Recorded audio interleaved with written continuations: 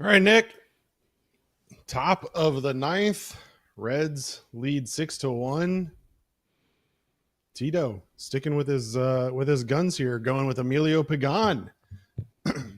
They sounded like they were getting Brent Suter up and warming, but Tito has said before, once a guy gets up and warming, he likes to go to him. So interesting that he sticks with Pagan here with a 5-run lead. He'll face the bottom of this Yankees lineup, 7, 8, 9. That's Wells, LeMahieu, and Dominguez due up. Nick, how are we doing on Monday night? Well, doing pretty good. Yeah, I'm a little surprised by this move. Yeah, especially Pagan threw 11 pitches on Sunday, 22 pitches on Saturday. So, I don't know, felt like a spot you probably could get away, but I don't know. Tito, I think, has managed this game very well with his bullpen, so I'm not going to be too upset about this, but surprised. Yeah, surprised for sure, especially once I heard that they got Suter up. I thought that was a pretty clear indicator that they weren't going to go with Pagan, but nonetheless, here we are, 1-2 the count now to Austin Wells, the Yankees catcher, gone in to try to close this one out and give the Reds their 4th straight win over this New York Yankees team.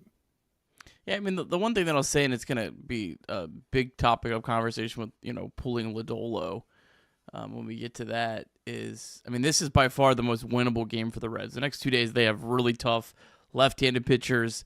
Reds lineup's not necessarily suited up well, especially without Hayes against lefties. So you can't afford to lose this game. So I probably would have said, you stick with the win probability at this point and just go with Pagan or go with Suter. But at the same time, I understand, like, you can't afford to lose this game. Yep. And one down now officially as Austin Wells strikes out swinging. Emilio Pagan gets him there on the splitter. Tomorrow's bring up. Go ahead. Sorry. I was just going to say that'll bring up DJ LeMahieu, who swings at the first There pitch you and go. sends it out to right field. Jake Fraley is underneath this one, and just like that, 2 down. Take it. What were you going to say? Tomorrow, going to be interesting if the game's in the balance. Obviously, Pagan's probably unavailable 3 days in a row. Santillan will have pitched in 3 of the last 4 days. Barlow will have pitched in 3 of the last 4 days. Rogers will have pitched in 3 of the last 5 days. So it's going to be a little dicey tomorrow. Yeah, I mean, luckily you have the off day on Thursday, but the next 2 days are still going to be quite a challenge, especially, I don't want to jinx anything, but with the young Chase Burns scheduled to make his major league debut tomorrow, you don't know what to expect out of him. I mean, would love for him to go deep into a ball game, but I would imagine that Tito is going to be somewhat cautious with him tomorrow. So we'll see how it all plays, but yeah, I guess one pitch is outside to Dominguez. In some ways, it might be better to kind of have Suter fully available tomorrow for that 30-40 pitch. So yeah, Right. I'm not going to cause a stink about this at all today. Yeah. Dominguez will send that one through the right side for a base hit. He's on. That'll turn the lineup over. Bring up the top of the lineup. I mean, they talked about it at the top of the show. I haven't followed the Yankees super closely this year, but interesting to see Paul Goldschmidt in the leadoff spot for them. Sounds like that's been somewhat common for them, but definitely interesting to see an aging vet, not necessarily known for leadoff type capabilities, to be batting leadoff. Dominguez will go ahead and take second for free. Defensive indifference on that one.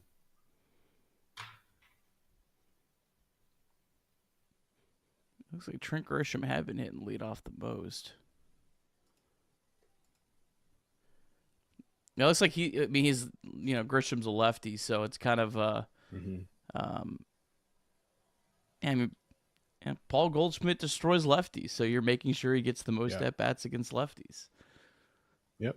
I They talked love about it during the broadcast about how Aaron Boone is leaning on platoons more this year than even before. on the New York That leadoff Yankees. spot seems to be one. They Yep. Never. What, Craig? No. You can't do that. And Emilio Pagan's fallen behind 3-0 now to Paul Goldschmidt. You don't want to put him on and bring the dangerous Cody Bellinger up, who already has 3 hits tonight. Obviously, if Bellinger were to get on again, that would bring up Aaron Judge, which, I mean, I guess in theory, in that situation, Aaron Judge still isn't even the tying run. So it's not the end of the world, but would be nice to get out of this and not have to worry about facing Cody Bellinger and Aaron Judge again. The 3-0 is in there for a strike. And the 3-1 is grounded to third base. Santiago Espinal has it. He tosses it across the diamond, and the Reds are winners 6-1. How about that one, Nick? Let's go. Let's go. Let's do a show.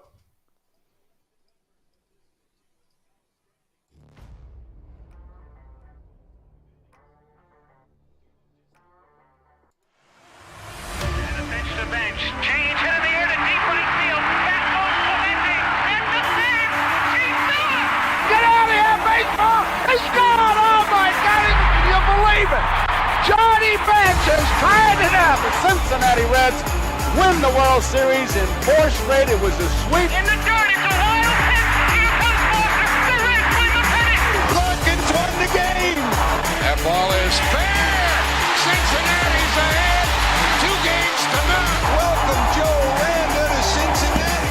Adam Dunn has done it again. Benzinger backing and calling. And the 1990 World Championship belongs to the Cincinnati Reds.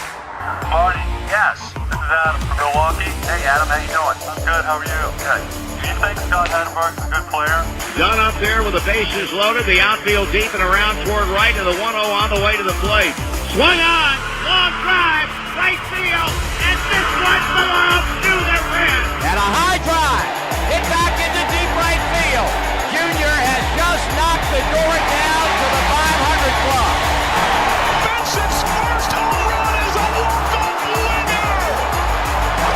That ball had a family. And De La Cruz is, oh my goodness, look at this kid run. My, oh my, that is a triple. Matt McClain's first big league bomb. Spencer Steer's first big league hit is a home run to straightaway center field. Joey Votto's done it again. The pitch. Votto swings high in the air. Right field. Yes! He pointed to the dugout to say, I told you. That is Joey Votto's 315th career go-ahead ribby. Only Johnny Bench had more as a Red. And I can't tell you how much it means to play in front of everyone here in Cincinnati as a Red. What a gift. What a tremendous gift. So thank you. Thank you. I think I can speak for all of Reds country. Joey Votto, thank you. High drive. Left center field. Racing back to the line. Bourgeois. The Reds are National League Central Division champions. In the air, left center field. Did he? Did he? He did. He did. Reds win. Reds win. Line to the right field. Genius, the first Red ever with 4 home runs in a game. Can you believe it?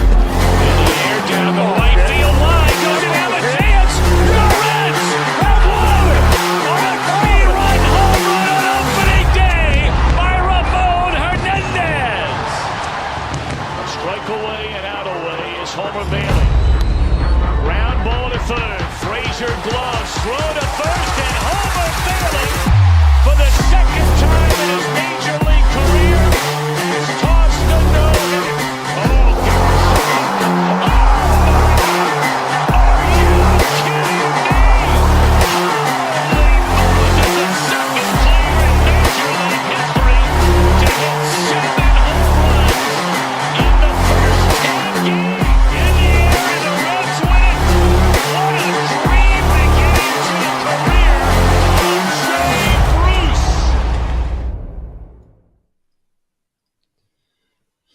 Welcome in, welcome in, welcome in. Your Cincinnati Reds, winners of 4 straight over the New York Yankees, 2 straight in the season now.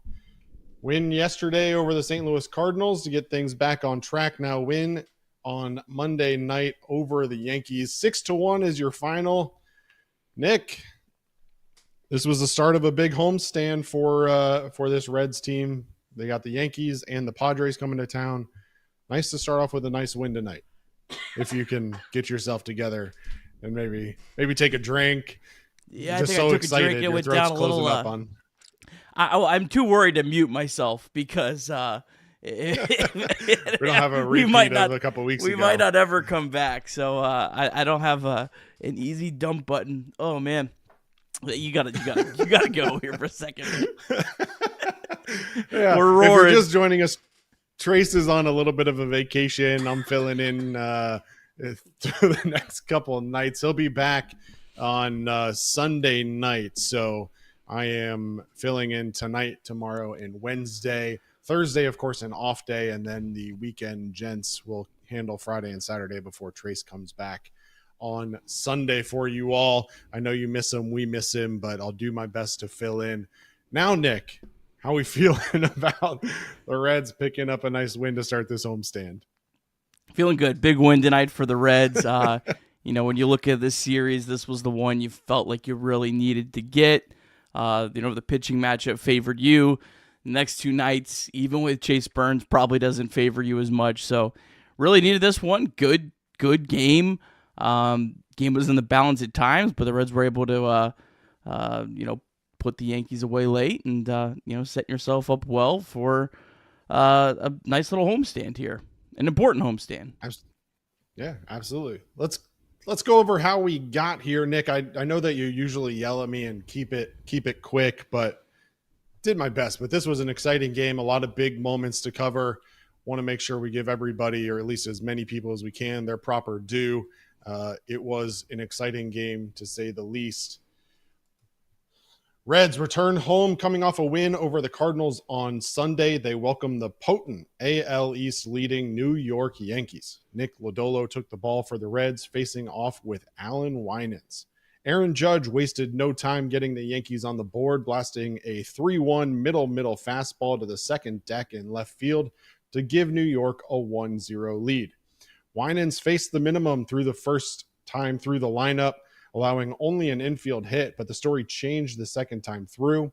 On the 2-year anniversary of his cycle, Elly Cruz hit a triple to dead center over Cody Bellinger's head, scoring Matt McClain from first. De La Cruz would score on a Spencer Steer sacrifice fly.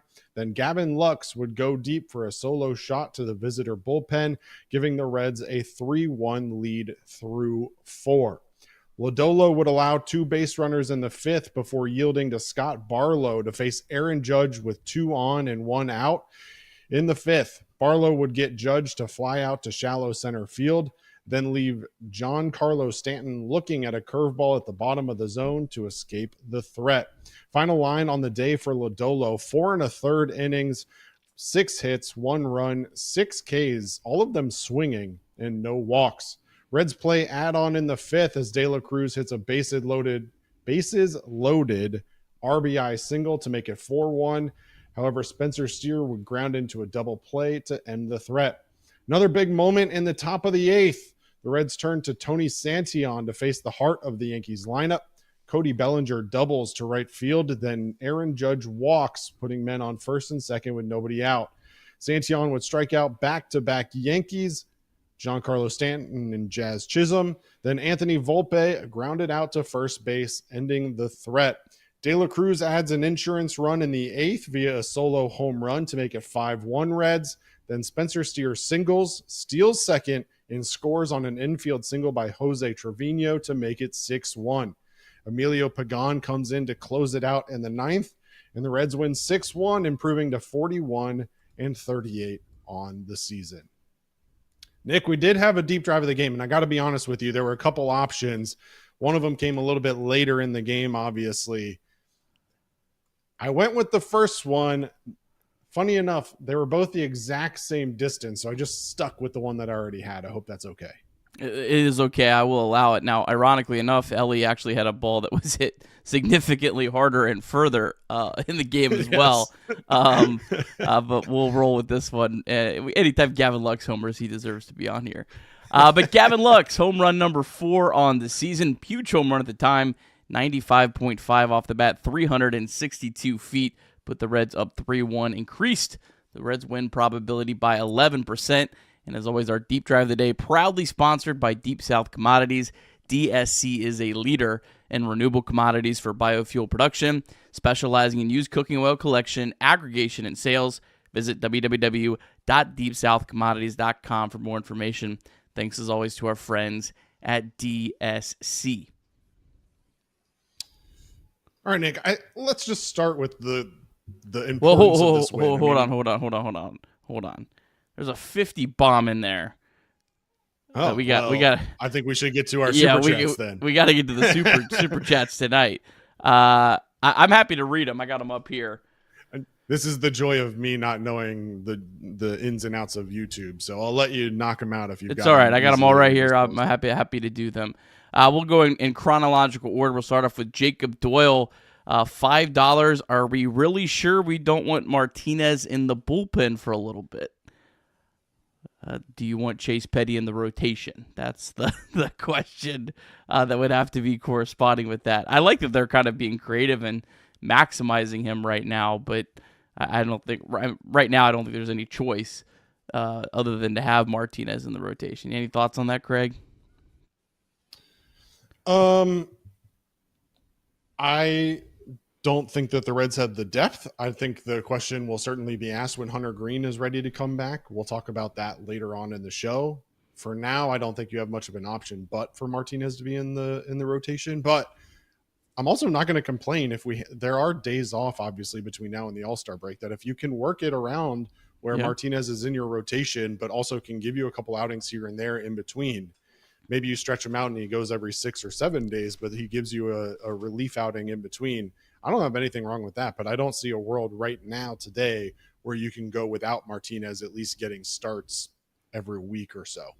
And there's a good chance, as we know, by the time Hunter Green comes back, there's another empty rotation spot. So Martinez probably is going to stay in the rotation, at least for now.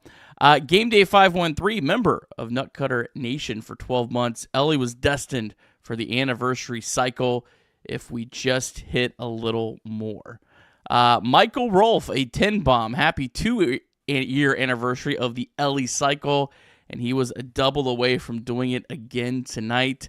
And this one belongs to the Reds. And then the 50 bomb from Optimistic John. John feeling good on a Monday night. I know. I hope John didn't actually hit the wrong button, but we appreciate you, John. Put us in first. Good win. Get us in. We like to watch together. Espinal made last out again. We do enjoy watching with Optimistic John, and enjoyed having Optimistic John on our rain delay show. Hopefully we can do some more content like that. Got to find some creative ways to kind of do that more. But I enjoyed that. I think Trace enjoyed that too. Appreciate you, Optimistic John, as always. And then the Roebuck, how we looking? $2 super chat. I think we're looking pretty good tonight. The answer to that is we're looking good. Absolutely. All right. Let's talk the importance of this game, Nick. Obviously, there's a lot of players that deserve credit, and we'll get to those here shortly. But mentioned it at the top of the show, just the importance of getting this road trip or this homestand off on the right foot, coming off a win against the Cardinals on Sunday. Now you've got 6 at home. You start off with a big win over this Yankees lineup. Yeah, you look at the starting pitchers for these 3 games. This was the game that you really needed to get, and early on it looked like Winans was looking pretty good. That classic guy call it up soft tosser. Now he had incredible numbers at Triple-A. Let's give him a little bit of credit for what he did down there. Then they were able to get some big hits, some timely hits. The Reds bullpen felt like at a few times was maybe hanging on by a thread, but they found a way to get it done. And this is just a huge win. Reds avoid getting swept again. So we live to fight another series. Let's see how long we keep that streak going. You keep. I'll say this, Craig. On June 23rd, if the Reds find a way to not get swept the rest of the year, they will be in the playoffs. I will guarantee you that. It's hard to imagine that they wouldn't. I mean, they're sitting 3 games above 500 right now. You never know. I mean, the likelihood of them not getting swept the entire season is fairly low, but the likelihood of them going until June 23rd without getting swept, if you would have asked me, is also pretty low. So who knows what's going to happen. At the end of the day, they're doing what they need to do in order to stay in the running to try and get into the wild card race, get into the playoffs. And then once you're in the playoffs, who knows what's going to happen. And the way that this starting pitching has worked out for the Reds so far this season, if you get in, you've got a chance to make some noise, especially if you can stay healthy at that point in the season. Get some starts under Chase Burns' belt. You have Hunter Green. Nick Lodolo's looked really good. We'll talk about him in just a minute. Obviously, this bullpen, you'd like to add a piece or two at the deadline too, but they've performed well above expectations so far. So certainly anything is possible. And let's go ahead and move on to that bullpen and Nick Lodolo. Lodolo tonight, 4 2/3 innings, gives up 6 hits, but only 1 run. That 1 run is the solo home run to Aaron Judge in the first inning. 6 strikeouts, all of them swinging, I thought was interesting. And potentially most importantly, Nick, no walks. Yeah, I mean, he was fine. I think Lodolo could have gone a lot longer, but this wasn't the game to try to be cute and get more out. He was going to have to face Judge for the 3rd time. Judge, the first 2 times, looked very good against Nick Lodolo, and that was a spot to be aggressive. The game was in the balance in the 5th inning, and Terry Francona was aggressive, and he should have been, and it paid off. And then you got to the end of the game, and the game wasn't as in the balance late in the game. Sometimes the biggest spots in the game are going to be the 5th inning. You have to kind of play a balance of, you can't always go for it in the 5th inning, but you also can't save your top relievers for situations that may not happen if you have them available. And with the off day on Thursday, this was just a tailor-made spot to go for it. And shout out to Terry Francona. I think he's done a really, really good job managing this bullpen. I don't think you give him enough credit for that. And I think that if this bullpen had been managed poorly over the course of the year, I think that the bullpen would look like a lot bigger problem than it is. But I actually think a lot of Francona's managing and decisioning with the bullpen has masked some of the deficiencies that I think they have. I mean, they had like a 4.2, 4.3 ERA over the last 30 days. Like it hasn't been pretty numbers. 6th worst in baseball. Yeah, it hasn't been pretty, but it feels like in big moments they come up with big performances. I think if we look back at it, and I don't have the time to do it right now off the top of my head, but I think what we would find is that a lot of the runs this bullpen has given up have been in low leverage situations where they're coming in, the team is already trailing somewhat significantly. I look back to the game the other night when they lost 11-5 or whatever the final ended up being, where the bullpen gave up, I think, 6 or 7 runs in that game against the Cardinals. Let's talk about that moment where that decision is made with Nick Lodolo tonight, though. We're talking about the 5th inning, of course.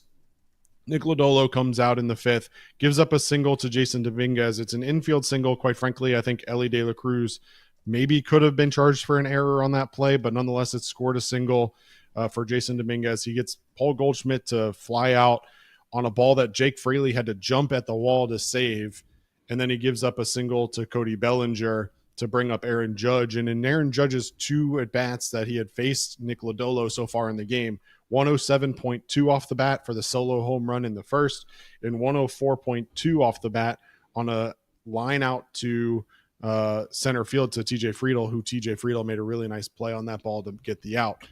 I don't think in that moment, in this game where, again, at that point, you're up 3-1, that you're really looking to risk trailing at that point by going after Aaron Judge with a lefty and Nick Lodolo, who had already hit him hard twice in the game. Yeah, that second one that he didn't hit out, I pulled the same reaction that I did with Carlos Santana for the Guardians, where I went, oh, there you go. There's another one. And I was like, oh, well, he caught it. And it was another middle. That one was a curveball at least, but both of them were middle pitches. And you're like, oh my God. At that point, I'm thinking, why are you even pitching to him, let alone grooving him a curveball? But anyway. Aaron Judge has 10 home runs and 61 at-bats against left-handed pitchers this year. That's just insanity. So, yeah, no, it was absolutely the right spot. And again, it's not a knock on Nick Lodolo. It really has nothing to do with Nick Lodolo. I don't really think it's really fair to even judge a lot of Nick Lodolo's performance just because the situation dictated Francona to go early to get him, and he didn't get a chance to get out of it. So he probably should have, but he didn't. And so today was a fine outing. It's hard to really, it's like when your teacher gives you an incomplete grade. Like, that's what he gets tonight. It's an incomplete because we don't know how he would have done, and that's okay. Yeah, it is totally okay. Let's talk about the bullpen, who came in and absolutely picked up Nick Lodolo and performed out of their minds today. They turned to Scott Barlow for that righty-righty matchup with Aaron Judge. Scott Barlow, eight perfect outs, 1 2/3 innings. 5 perfect outs. Got ahead of myself. 3 strikeouts. Nick Martinez comes in for a perfect inning. Tony Santillan works out of a little bit of a jam. And then, of course, Emilio Pagan in the 9th. In total for the bullpen, 4 2/3 innings, 2 hits, no runs, 7 strikeouts, only 1 walk. Again, what I said before, it feels like in the moments where this team needs the bullpen the most, they're able to perform the best. Yeah, I mean, they really pieced it together. I mean, using Martinez again in between starts to buy you an extra inning. Pagan 3 days in a row, Santillan 3 of the last 4. Scott Barlow, man, what an incredible job this guy's doing. And we'll talk about free agent signings. Do not forget about Scott Barlow. He was a free agent signing for $2.5 million. And he's been just unbelievable, really, since the first couple weeks of the season. A couple bad outings, but he's been a dominant arm and a trusted arm. And they've used him in a lot of different spots. Like today, he comes in the 5th inning. The other day, he was pitching like a traditional 7th inning setup guy. He's just been an awesome arm for the Reds. And we'll see. He's another guy kind of in that Tony Santillan camp. The Guardians last year rode him hard early, and then they actually DFA'd him at the end of August. So hopefully it's not the same scenario for him. But you have to kind of ride these guys right now because you don't really have a whole lot of options. And you can always add bullpen help with a deadline. That's the one thing this organization has definitely proven that they can't do. Yeah, I mean, we can have a conversation about the quote-unquote leverage stats and what they really mean. But in high-leverage situations, Scott Barlow this year, 26 plate appearances, an opponent batting average of .083, an OPS of .279. He's given up only 2 hits in those 26 plate appearances. I mean, you can't ask for a whole lot more than what you've gotten out of Scott Barlow so far. And certainly not a name that we thought was going to be a high impact name when they did sign him, but has turned out to be definitely a well relied on arm so far. Nick Martinez, we talked about it during the 9th inning, I guess. His role on this team is certainly interesting moving forward, especially when Hunter Green comes back healthy, what they plan to do with him. If you're Terry Francona, what are you doing with Nick Martinez right now? He has to start. I mean, you only have 4 starters right now. They've kind of been able to shuffle some guys around because they did the bullpen game on Saturday? That's the only reason they're able to do this right now. So unless you want them to keep doing bullpen games or call up Chase Petty or Brian Van Bell, Nick Martinez has to be in the rotation. But shout out to Nick Martinez for being willing to do this role, give this team an extra couple innings when I think they really kind of need that out of their bullpen. Don't forget, Nick Martinez is a free agent after this season, trying to earn every last dollar he can out of his big league career. So these innings that he's giving aren't really going to help his free agent status, right? I mean, that's so shout out to him for doing that. But yeah, I mean, he's got to start. And I almost wonder, Craig, if Francona, I think Dusty Baker kind of had this philosophy. If Francona wasn't thinking, I want Nick Martinez to start against the Padres next week, in a team that decided not to re-sign him. Jose Trevino was starting today. That's back-to-back games behind the plate. They don't normally have players 2 games in a row. So I think Francona likes to feed into that a little bit. Likes those revenge games for sure. Yeah, definitely a possibility. And then Tony Santillan, obviously an arm that Tito Francona has shown trust in. Did give up the double to Cody Bellinger. Cody Bellinger tonight with 2 doubles. That was a cheap double, though. Both of them were cheap doubles. Both of them down the right field line, just out the reach of Jake Fraley.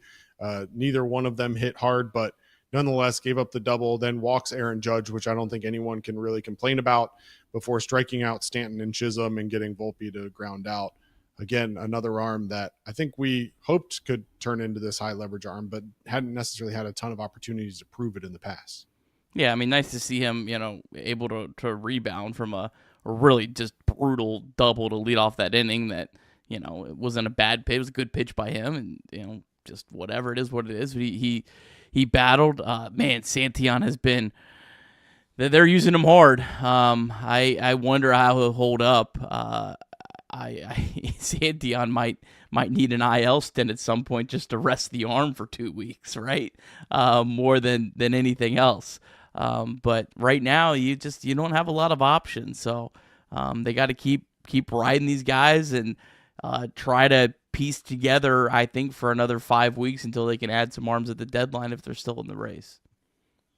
Yeah, career high for Tony Santillan coming into this year was 43 in the 3rd innings. He's already up to 36 in 38 outings at this point this year. So we'll be interested to see how he holds up for sure. And then, of course, Emilio Pagan does what Emilio Pagan has done many times before. He comes in, closes the door in the 9th. I think, for me at least, Emilio Pagan feels a little underappreciated by us as Chatterbox, by Reds fans.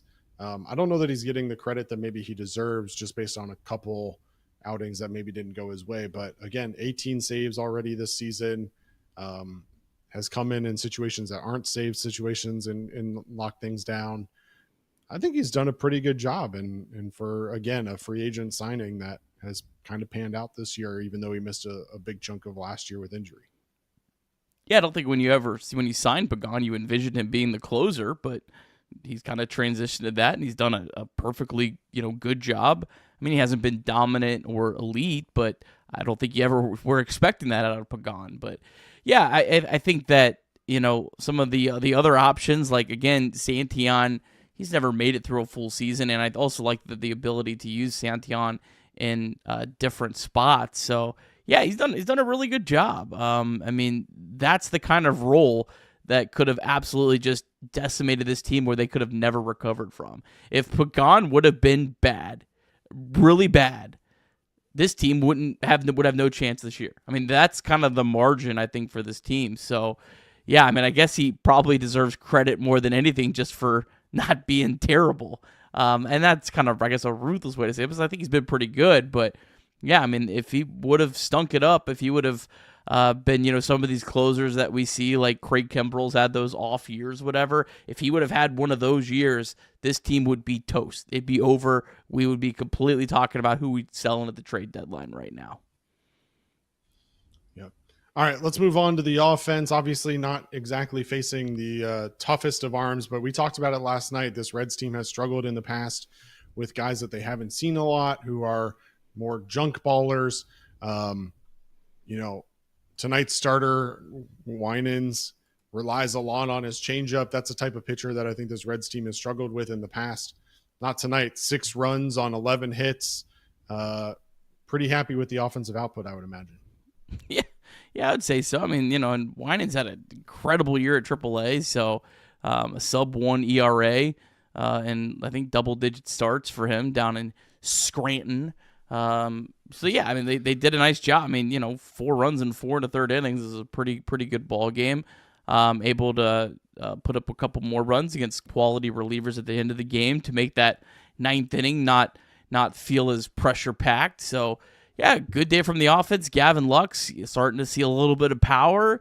Be interesting to see, is this something he can. He's not going to be a 25 home run guy, but can Gavin Lux be a 15 home run guy? Can he start stacking some home runs? Can he have one of these big months? That just provides such a boost for this offense. And then obviously, I mean, that Elly De La Cruz fella playing pretty good baseball right now. Yeah, he does all right. Gavin Lux, I mean, look, not exactly smashed 95.5 miles an hour on the solo shot there in the 4th inning, but nonetheless, an inning where they had already scored 2 runs. You know, he continues the onslaught and kind of maybe puts a dagger into the Yankees' heart in that moment where, all right, maybe 3-1 doesn't sound as bad. You've got Aaron Judge, you've got Giancarlo Stanton, you've got this potent offense. Now you hit another home run. You're down 3-1 now at that point, starting to get a little frustrated. He now has 4 home runs on the year. I think a majority of them have been in the last month, like you mentioned, if not all of them, actually. Certainly a guy that if he can get going, and as you're saying, sure seems like he should be in the lineup anytime this Reds offense is facing a right-hander. I did see in the chat, and I haven't seen anything online about this yet. I'll double check again, but someone in the chat said that they were sitting in the left field seats tonight and saw Gavin Lux like kind of squeezing at his calf and playing with his calf as if he was maybe a little injured. And that was before he was removed for Will Benson later on. Now, obviously, Will Benson coming in as a defensive specialist makes plenty of sense. I don't think that there's any real question that he's a better defender than Gavin Lux. But if there is any truth to the rumor that Gavin Lux was injured tonight, then certainly that's a blow that we wouldn't like to see with a team that only has 3 left-handed bats, and then obviously Elly De La Cruz. So that would be a big blow if that is true. Yeah, 352 on base percentage would be pretty difficult to replicate. So yeah, I certainly hope there's nothing more than that, and it was more just about defense than anything else. Yeah. All right, you mentioned Elly De La Cruz. We have to talk about him.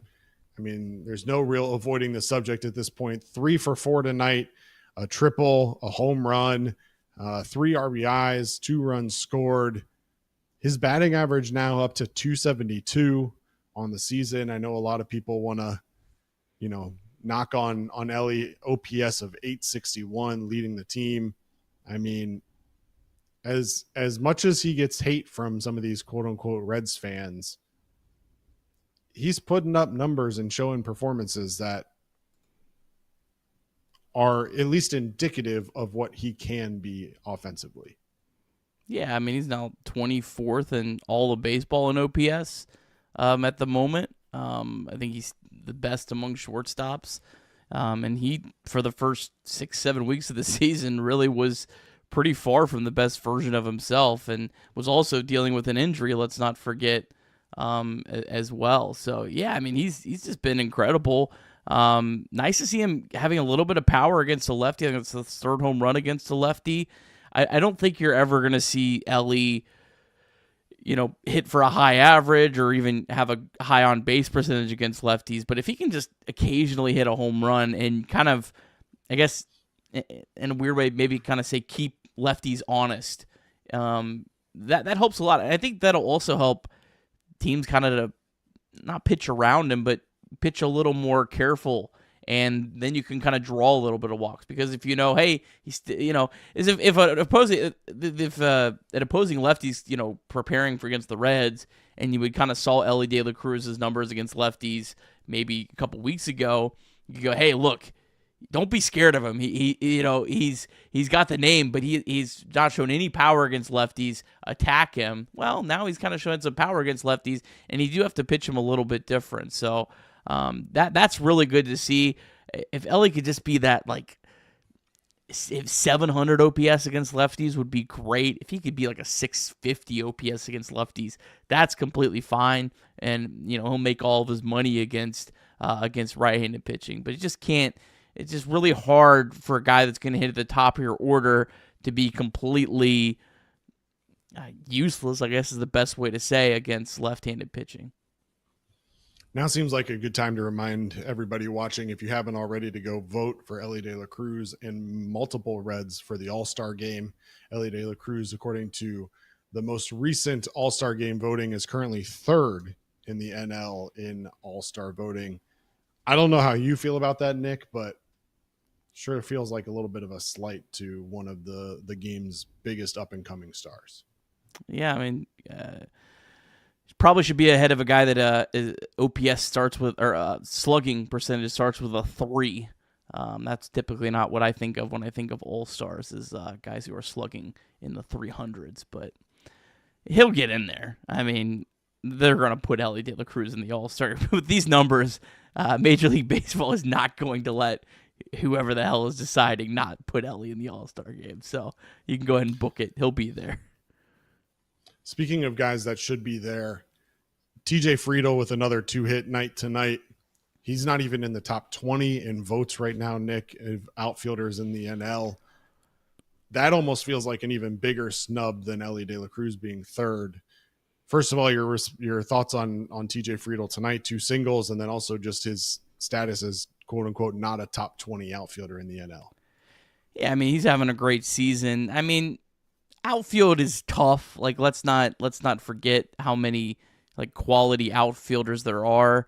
I feel he should be in the top 20, but I don't necessarily think that TJ Friedl is a super deserving all-star, if I'm being completely honest and trying to be fair about it. I mean, like, Elly De La Cruz is the best offensive shortstop in the National League. I don't know. I can pull it up, but I'm guessing TJ Friedl. Let's play a game. I haven't looked it up yet. Where does TJ Friedl rank among National League outfielders in OPS? I'm going to say he's like 15th. What do you think? OPS. I think his on-base percentage will probably carry him a little bit higher than that. I'm going to go 11th. Okay. All right. Let's see where he's actually at. He's 12th. 12th amongst NL outfielders with a 816 OPS currently. No, he's actually, that's MLB. You must be. And NL is actually. That's MLB. NL he's 8th. Okay, so he's a little higher than I thought. But again, I mean, there's still 7 players ahead of him.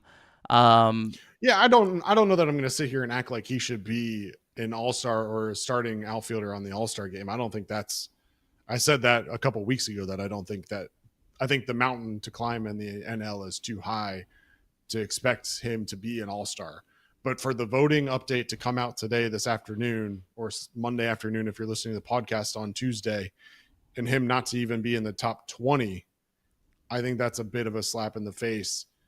Personally, I mean, he's trailing in terms of OPS, James Wood, Corbin Carroll, Kyle Tucker, Juan Soto, PCA, Andy Pages, Elio Ramos, and then TJ Friedl. So like all of those guys are certainly deserving, and I understand it. But there's also some guy, and all due respect, Austin Hayes being in the top 20 and TJ Friedl not being in the top 20 is kind of laughable too. So it's kind of one of those things. Go ahead. Sorry. We've got 500 people out here watching right now. I have no idea how many votes TJ Friedl has at this point in the process. Austin Hayes has 128,000. All I'll say is get out there and vote for TJ Friedl. He is certainly deserving. And while you're at it, certainly go vote for Elly De La Cruz as well. He's deserving of being a top 20 vote getter. I don't necessarily think he's deserving of being 100%. one of the all-stars. So it's kind of like, what are we? Now Santiago Espinal being 10th among third basemen.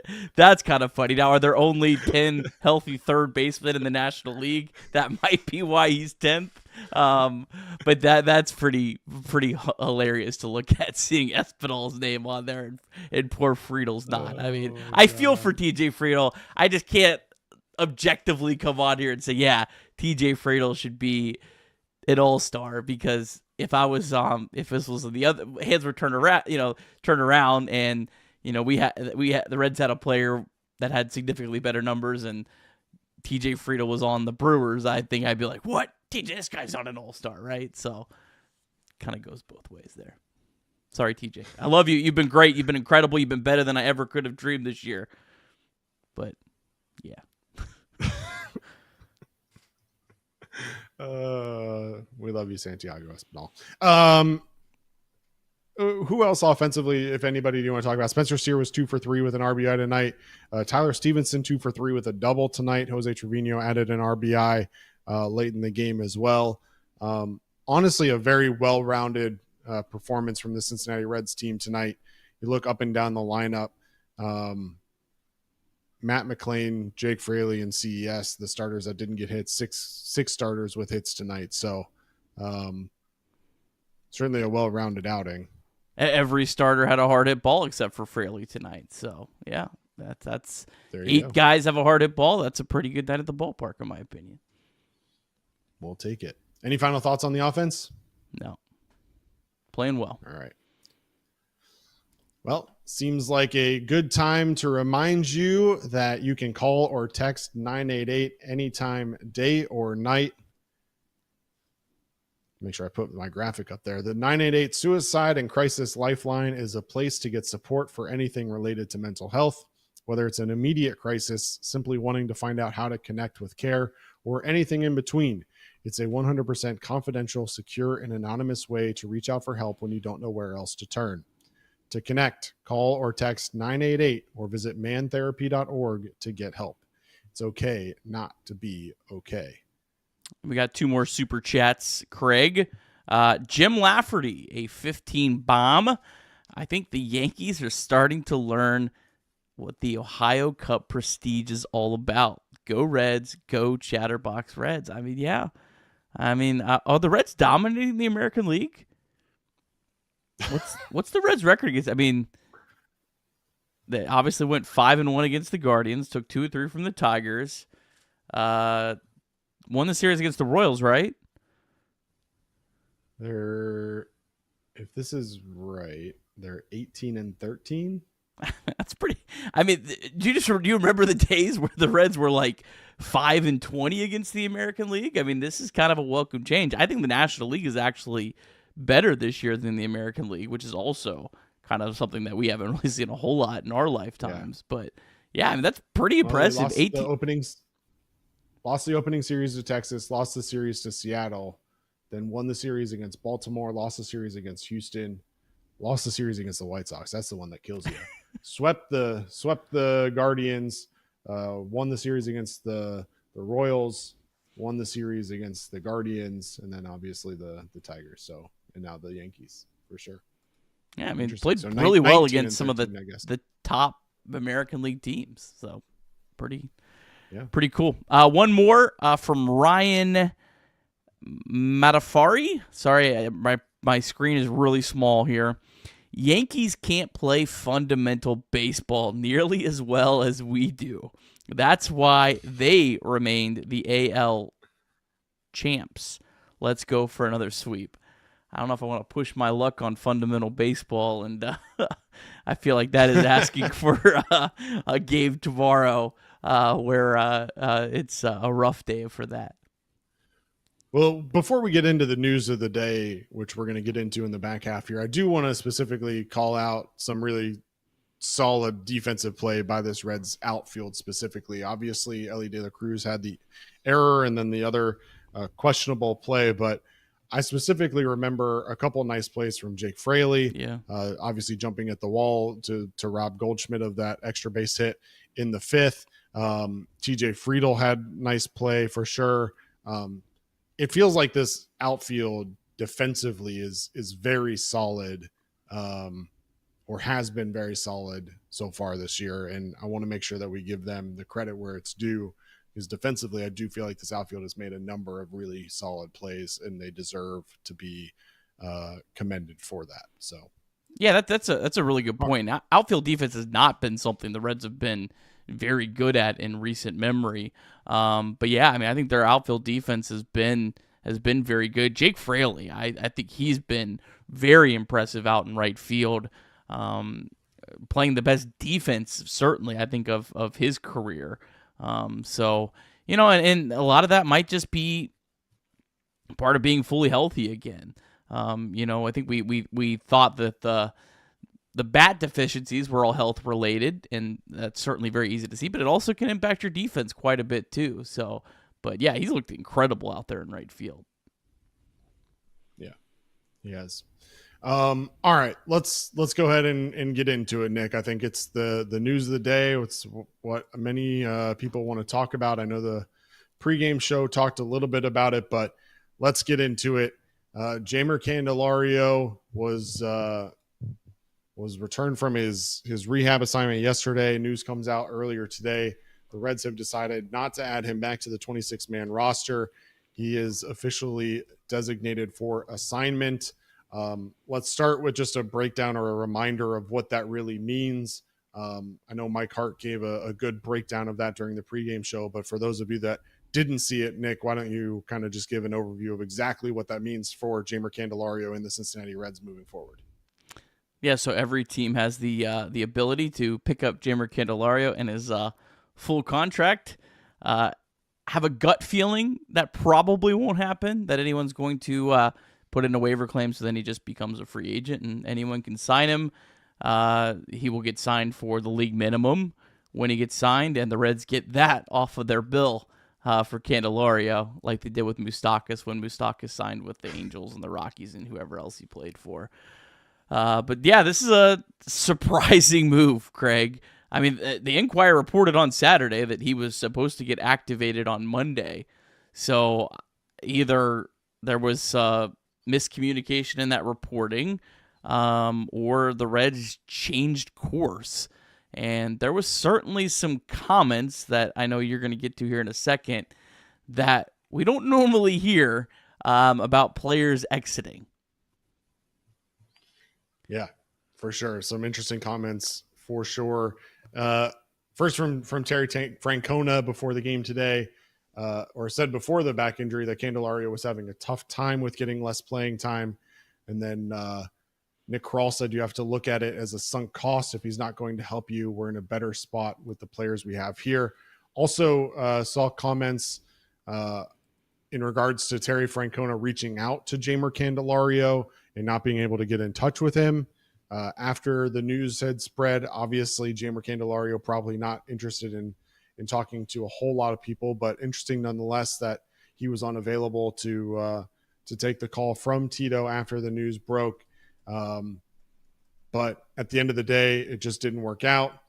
From Nick Kroll again, he struggled in spring training. He struggled out of this gate. We put him on the IL and thought that would help. We felt this gave us our best chance to win games with the guys we have here versus activating him. So Jeimer Candelario now, I guess, available for anyone to pick up. As you kind of alluded to, probably not likely, but your response to the comments that were made both by Nick Kroll and Tito Francona. It's very surprising because everything we saw out of Jeimer Candelario made it seem like he was a good clubhouse guy. Seemed like guys like Elly de la Cruz really gravitated towards him. I don't know. We're not in there, so speculating is not really going to do a whole lot of good, in my opinion, because we don't know the situation. Could those comments be made to kind of make yourself look better when you're cutting bait? Possible. Could the comments be completely true? Also possible. If it's true, though, I mean, it definitely makes the DFAing make a lot more sense.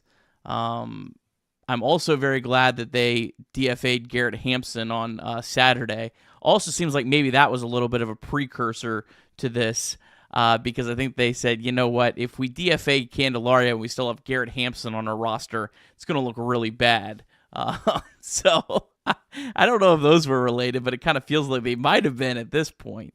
I don't know. I hope the Reds made the right call here. I know everyone's dancing on the grave of Jeimer Candelario, but he's not 37 years old. I'm torn because I'm glad that the Reds had the conviction to make this move. I'm glad that they didn't, like you said, sunk cost. That is what it is. And if you believe that he's toast, there's no point of keeping him on your roster. So in that respect, I'm glad. But I also, it's hard for me to believe there's no chance of him coming back. And I don't know, maybe I'm just too positive on that, but we'll see. He's going to get picked up by someone. It feels like Rockies minus 250 should probably be the betting line on that. But we'll see. Yeah, Jeimer Candelario obviously, struggled this year. A negative .9 WAR, 113 batting average, an OPS of just 410. That equals out to an OPS plus of 11. So certainly struggled this year, but he's shown abilities in past seasons that, at the end of the day, will give a team at least the desire to throw the lottery ticket at him. And like you mentioned, all it's going to take is a league minimum deal, most likely to get it done, since he's still going to get paid by the Reds. And someone's going to pick him up and give him a chance. And,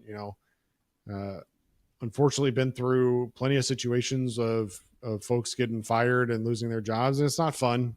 And Tito and Nick, I think, were honest, but also talked about the difficulty of the situation. And I think that shows with Jeimer Candelario not answering the call when Tito was calling him. Just didn't want to get into it. But nonetheless, he's going to have another opportunity. But Nick, this is just the latest in failed big contracts for the Cincinnati Reds. And I think at some point that has to be addressed. So certainly there have been signings that have worked out well. We mentioned Scott Barlow already. Nick Martinez certainly has performed well. There have been others along the way who performed well with contracts that the Reds have signed them to. But let's take a look at the Reds contracts that have been signed recently for more than $10 million. Yeah, just kind of run through. And this, I believe, is all the free agent contracts ever, because the Reds hadn't really ever handed out free agent contracts until that kind of spending spree before 2020. Don't forget, Nick Martinez's first contract was a separate contract last year, 1 year, $14 million. Ended up putting up 4 wins above replacement last season. And then this year, 1 year, $21 million. We'll see how that pans out. Pagan, 2 years, $16 million. Candelario, 3 years, $45 million. Frankie Montas, 1 year, $16 million. Moustakas, the worst of them all, 4 years, $64 million. Shogo Akiyama, 3 years, $21 million. Nick Castellanos was 4 years, $64. Of course, he opted out after 2.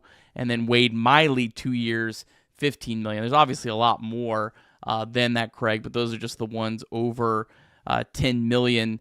Yeah, I mean, I don't think the Reds have done good enough there, but the Reds are kind of in the spot where, like, I think most people say the Reds should get a F on their grade for signing free agents over the last 7-8 years. I think it's more like a C. Like, I don't think it's as bad as people think.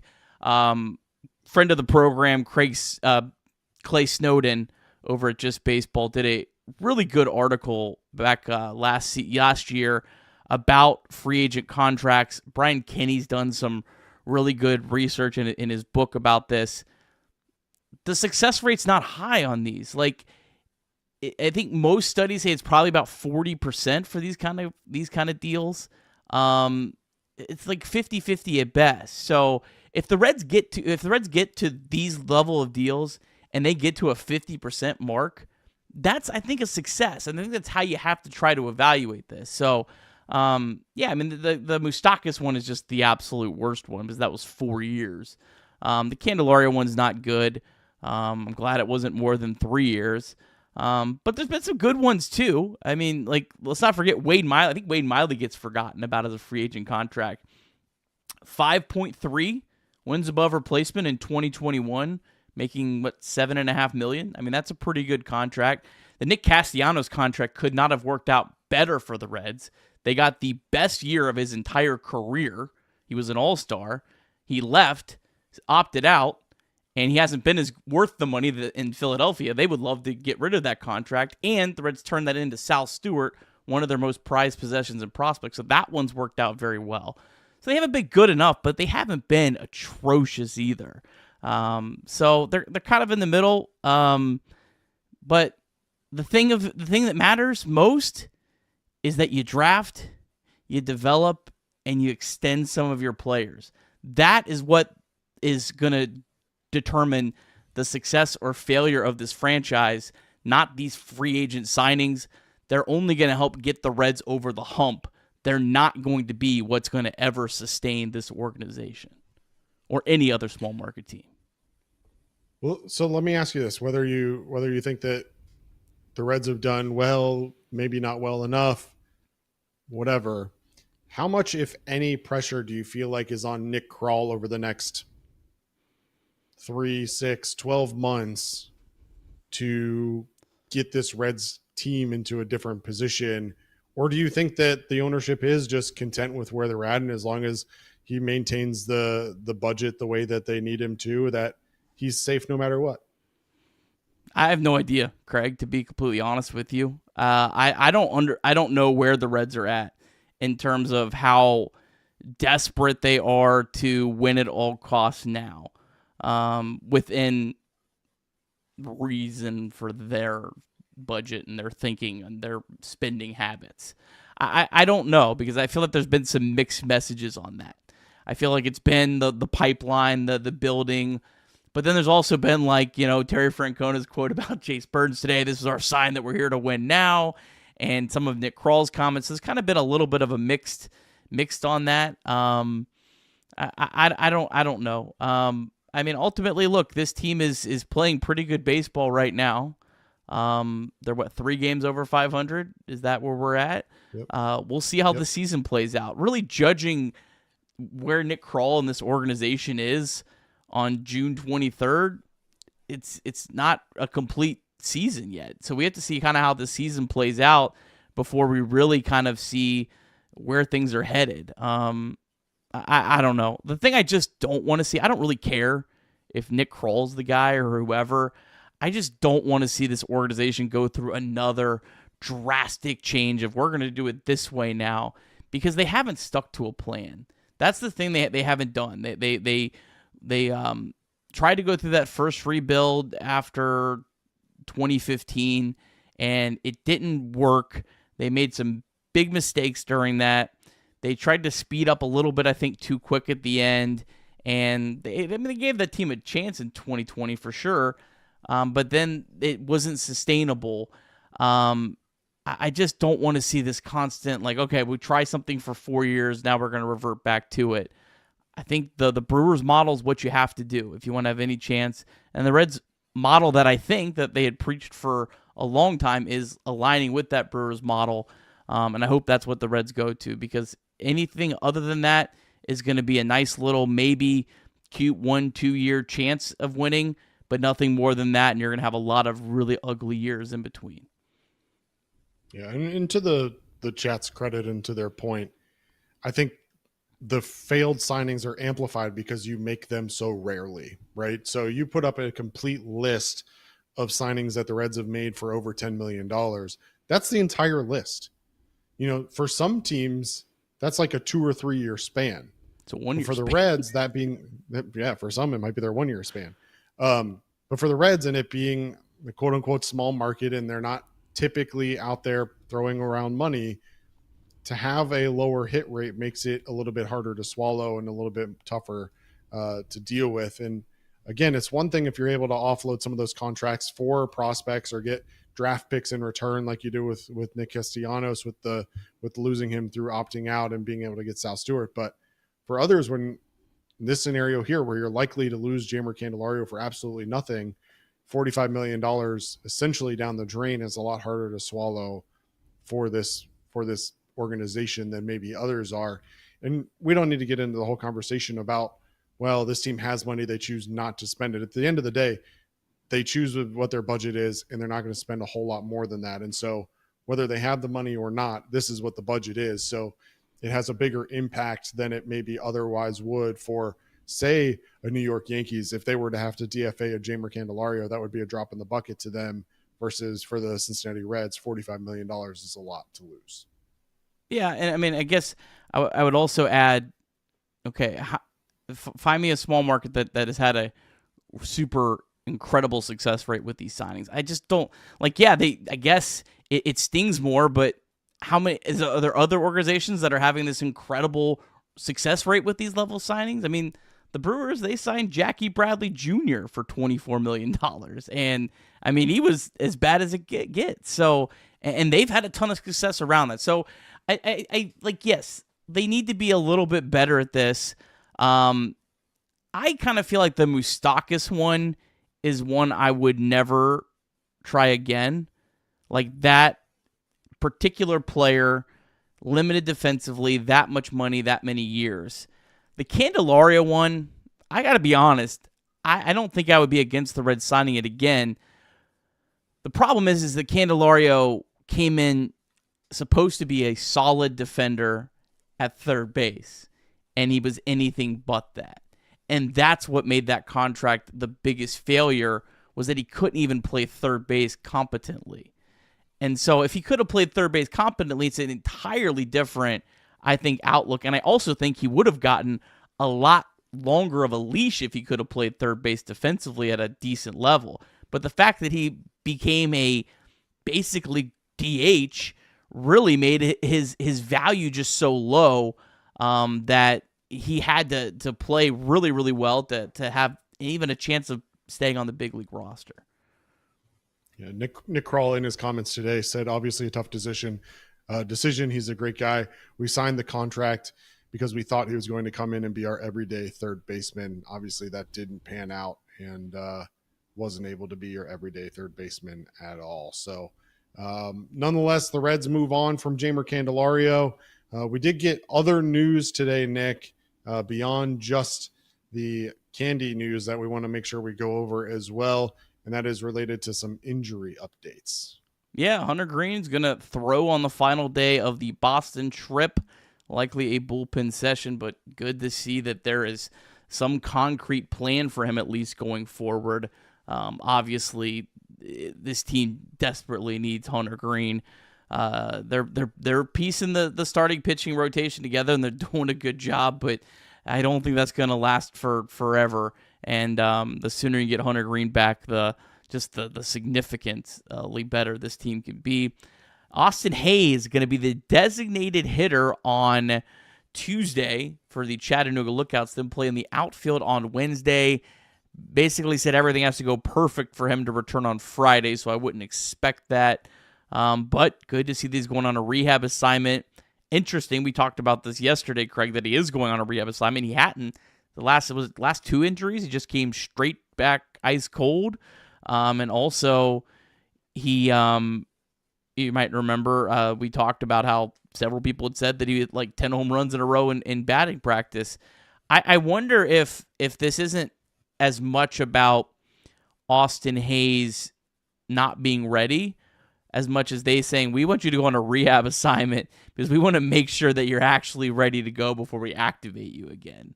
Not necessarily the timing and all that piece. It's as much about making sure you're actually legitimately healthy. Let's have you play in a couple games before we do that. Well, it feels like he's been, quote unquote, nearly coming back for a week now, if not longer. It felt like every day we were getting an update that he was running before the game, testing things out. He was on the verge of being ready to come back, and it just continued to linger and continued to linger and continued to linger. And so I think at this point he's been out of the Reds lineup for long enough that it makes sense to send him off for a rehab assignment. It's tough because he's been offensively a good contributor when he's been in the lineup, but only 119 at bats at this point in the season due to injury. Would certainly like for him to be able to be healthy and stay healthy, because when he is healthy, he's been a very good contributor, hitting 303 on the season with an OPS of 901. That would be good enough for the best on the Reds team if he was healthy enough and qualified. But instead, he hasn't played for the Reds in nearly a month. May 28th was his last outing, Nick. It feels like it hasn't been that long, but it's been almost a month. By the time we see him back, it'll be over a month. So nonetheless, definitely a piece that we need back. We mentioned it on Sunday night's show as well, but interesting that they're going to Chattanooga. Turns out now Noelvi Marte will also go to Chattanooga, Louisville was or is scheduled to be in Minneapolis, St. Paul this week. Apparently, they're expecting rain over the next couple of days that may impact the ability for those guys to get in their reps, and therefore they send them to Chattanooga instead to make sure that they get the reps that they need. That was reported on tonight's game. So look at you, Big J. Big J, I didn't catch that. Big J, yeah, listening to Jim Day. Yeah. So we're sending people to Chattanooga to avoid rain. To avoid rain, yep. Hopefully they got the draining system fixed. They had the 3 one thing games I've learned canceled is because Sadak will talk nonstop the entire broadcast, and you can not listen to a word he said, and you probably aren't going to miss a whole lot. But once Jim Day's talking, you need to slow down, take in what he says, listen. Typically has some good nuggets. So appreciate Jim Day's reporting. Obviously, I love John Sadak as well as a commentator and a play-by-play guy. Really enjoyable. The other day, not to get off topic, the other day the FanDuel Sports Network app was not performing to its best of abilities, and I was trying to watch the Reds game, but the Reds broadcast wasn't showing. So when I clicked on the Reds broadcast, it was for some reason showing a Cubs channel, even though they were playing the Cardinals. And so I had to watch the Cardinals broadcast for a couple innings while they figured that out. I know people get annoyed by Sadak at times, but we really are blessed with the enthusiasm and energy that he has for this ball club, because having watched a couple other broadcasts, they're boring, man. They are boring. So shout out to John Sadak. I know he occasionally listens to Chatterbox, and I know you've had a chance to meet with him. So appreciate him and the work that he does. But exciting news nonetheless for injuries. Hopefully all 3 of those guys, Austin Hayes, Noelvi Marte, and Hunter Green, will be back in this Reds lineup and rotation sooner than later. Go ahead. Yeah, I was just say, on Lux, like I still would take his contract, even knowing this is the only games I'm going to get out of him. Like I still think he's been absolutely worth every penny, even if it is playing 2 weeks and 2 weeks off or whatever it is. I mean, he's still been a valuable asset to this team. You just have to hope he can have a nice run of health and stay healthy. It's kind of incredible that he's had this many breaks and has still been as productive as he's been. I'm not sure I've ever seen a player that did this, that was hurt multiple times and just kept coming back and hitting the ground running every time. Well, we just have to knock on wood that he can continue to do it, because, you only get quote unquote lucky so many times. And again, with him being out for nearly a month now, it's a long time. And I'm glad to hear that he's been taking batting practice, and I'm glad to hear that he's been hitting well during batting practice. But as we all know, it's a lot different standing in a batting cage going up against a bullpen arm versus being out there in a live game and actually seeing major league pitching. So hope that he can get the reps that he needs in Chattanooga, and we can see him back here sooner rather than later. Reds MILB tonight is going to be somewhat short because, quite frankly, there's not a whole lot of action, was there, Nick? Yeah, not a whole lot of action, but boy, they made it count out in the Dominican Summer League, Craig. How about the DSL teams? The DSL Reds, they beat the DSL Red Sox Red 7-3, and the DSL Rojos fell 9-2 to the Pirates black team. But good stuff all around. Adolfo Sanchez on base 3 times today. This is the Reds' number 22 ranked prospect, the top prospect on the DSL. He's hitting .314 with a .435 on base percentage, OPS nearly at 1,000 through his first 15 games. Last year was okay, not great, but only 18 years old, off to an incredible start. Nabil Mariano, the 18-year-old shortstop, he homered today, his second. He's hitting .396 with an OPS over 1,000. This is already 2 home runs for him. Last year, he only had 1 home run in 49 games. He was the Reds' second top signing in last year's class. And then Jervin Moriallo, the catcher, he homered for his second time this season. He was 3 for 4 today. He's hitting .350 with a .480 on base percentage, OPS over 1,000. He was the best player of the the top prospects out in the DSL last year, so he's picked up right where he left off. 3 guys that are playing very, very well for the Reds out in the DSL. And then Libertz Aponte, he was the top signing this season. He's on the DSL Rojos. That's where they start most of the players in their first year is on that team. He had a good day, 2 for 4. He stole a base today. He is 6 for 11 over his last 3 games. So some players down there playing very well. That is exciting to see. Players that hopefully can impact the Reds. They're a long ways away, but hey, they matter. Reds have had a lot of players that started out in the DSL. And then out in Arizona, Craig, the ACL Reds trail 8-1 to the ACL Diamondbacks. Noelvi Marte is in that game. He's still in the game right now. So interesting, he's going to Chattanooga. He's 0 for 3 today. Not a whole lot. Shane Lin is 0 for 2 with a walk. Tyson Lewis 0 for 2. Yekel Soriano 0 for 1. Looks like that's about it for that. If anything else happens, it'll be on the podcast tomorrow.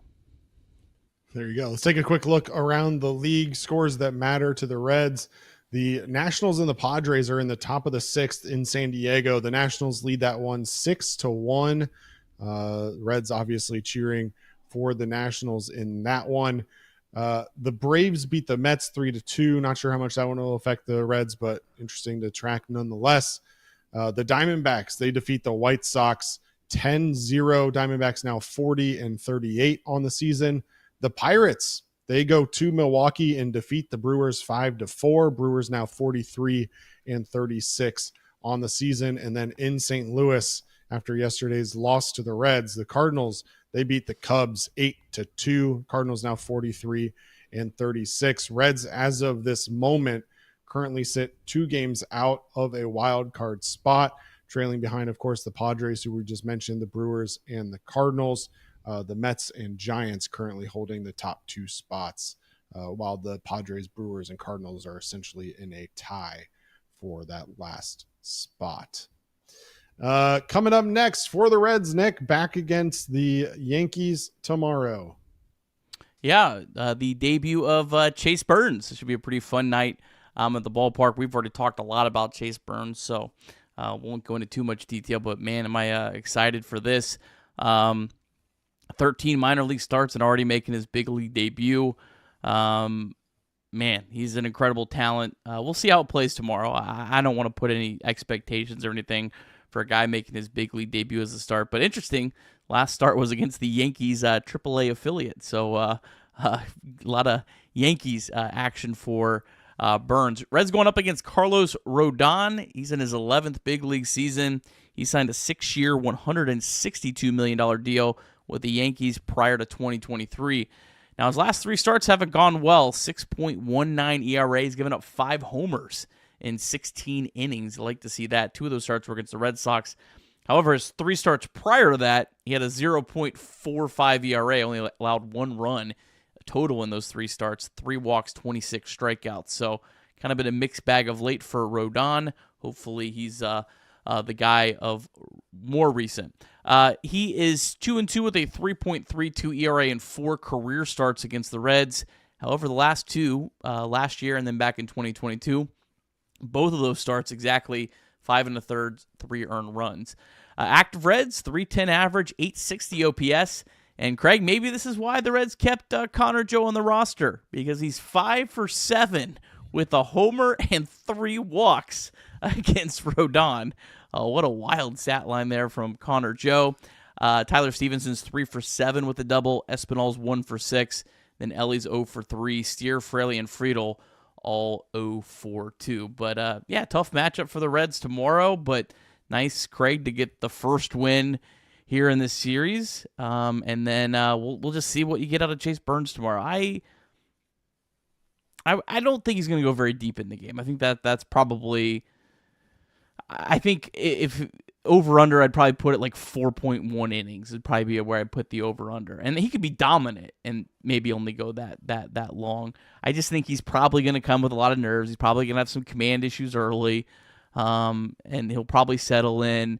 But his pitch count probably will get a little high. I think that's kind of to be expected. But you never know. We'll see. Okay, I'll take the over on that. I think he goes a little bit longer, okay. not a whole lot, but maybe 5 2/3. Sprinkle in 4 hits.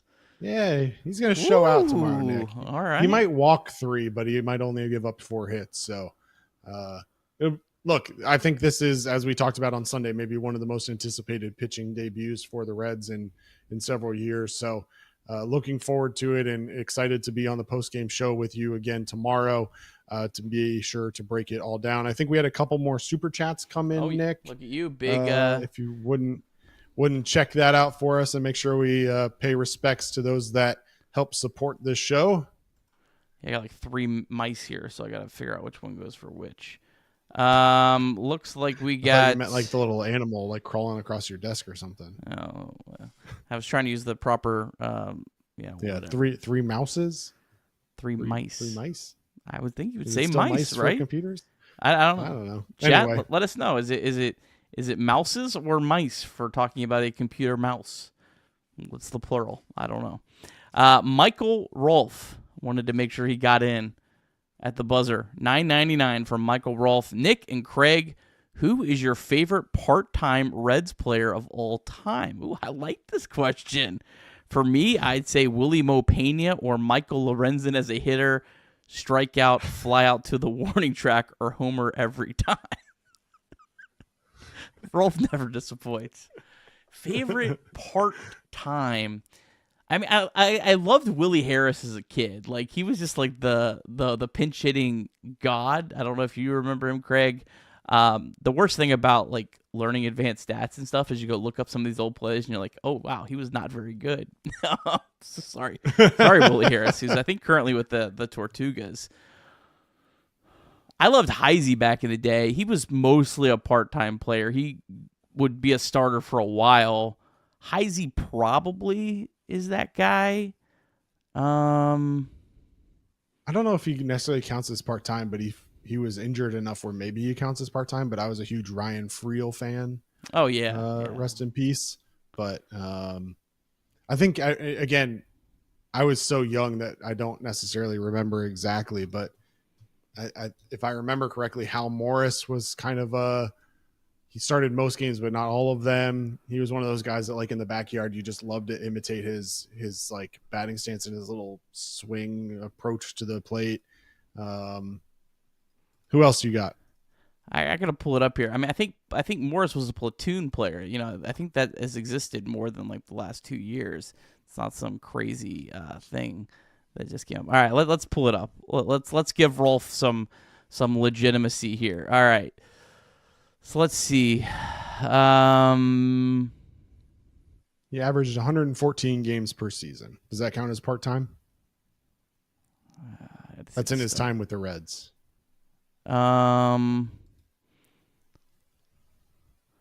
gonna try to pull up. Let's do guys that had 300 plate appearances. Let's see what we got here.